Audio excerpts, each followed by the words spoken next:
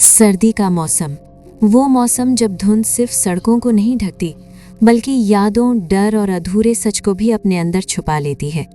कहते हैं सर्द रातों में आवाज़ें साफ सुनाई देती हैं, लेकिन कभी कभी जो आवाज़ें सुनाई देती हैं वो जिंदा लोगों की नहीं होती।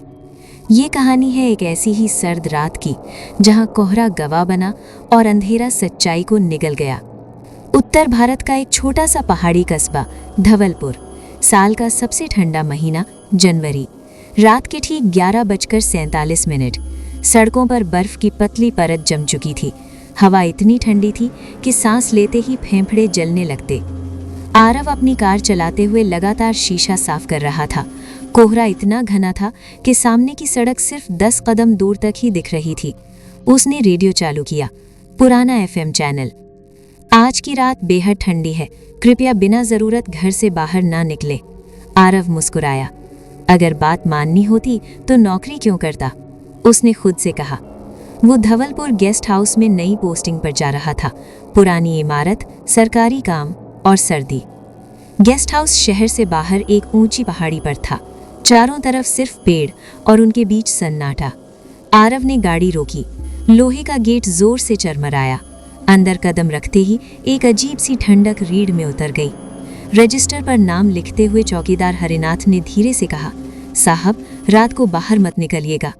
आरव ने पूछा, क्यों? हरिनाथ की आंखें झुक गईं। सर्दी ठीक नहीं यहाँ की। वो जवाब अधूरा था, और अधूरे जवाब अक्सर डरावने होते हैं। कमरे में हीटर चालू था, फिर भी ठंड कम नहीं हुई। रात के 2:12। आरव की नींद टूटी।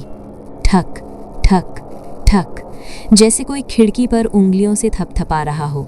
उसने पर्दा हटाया। बाहर सिर्फ कोहरा, लेकिन फिर आरव, एक धीमी फुसफुसाहट। उसका दिल तेज धड़कने लगा। दरवाजा खोला। कॉरिडोर खाली था, लेकिन फर्श पर गीले पैरों के निशान थे। अगली सुबह आरव ने हरिनाथ से पूछा। हरिनाथ कांप गया। साहब, आपने आवाज सुनी? आरव चुप रहा। हरिनाथ बोला, 5 साल पहले इसी कमरे में एक अफसर ठंड से मरा नहीं था? आरव ने पूछा। तो? हरिनाथ ने निगलते हुए कहा, वो जम गया था साहब, हीटर चालू होने के बावजूद। कमरे की अलमारी में एक पुरानी डायरी मिली। पन्ने पीले थे, लिखावट कांपती हुई। कोहरा बढ़ रहा है। रात में कोई मेरा नाम लेता है। ठंड अब अंदर तक घुस चुकी है। आखिरी पंक्ति, अगर कोई ये पढ़ रहा है तो बाहर मत जाना। ठीक उसी पल बाहर से आवाज आई, दरवाजा खोलो। आरव बाहर निकला। कोहरा अब दीवार बन चुका था। दूर एक आकृति दिखी, सफेद, जमी हुई, जैसे इंसान, लेकिन चलने का तरीका गलत था। वो पास आई। चेहरा बर्फ से ढका, आंखें खाली और होठ हिले। बहुत ठंड है। आरव पीछे हटा, लेकिन पीछे दरवाजा गायब था। अचानक आरव को सब समझ आ गया। हर सर्दी में एक अफसर यहाँ मरता था। कस्बे के लोग कहते ठंड ने मार दिया, लेकिन असल में वो आत्मा अपने साथ किसी को ले जाती थी। घड़ी ने 3 बजाए। कोहरा कमरे में घुस चुका था। हीटर बंद हो गया। आरव के हाथ सुन्न पड़ने लगे। वो चीखा, लेकिन आवाज बाहर नहीं गई। आखिरी शब्द जो उसने सुना, अब तुम यहाँ रहोगे। उपसंहार। अगली सुबह गेस्ट हाउस में एक और लाश मिली। रिपोर्ट में लिखा गया, मौत का कारण अत्यधिक ठंड।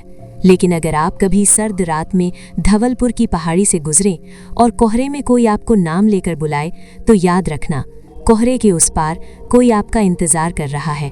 अगर तुम चाहो तो मैं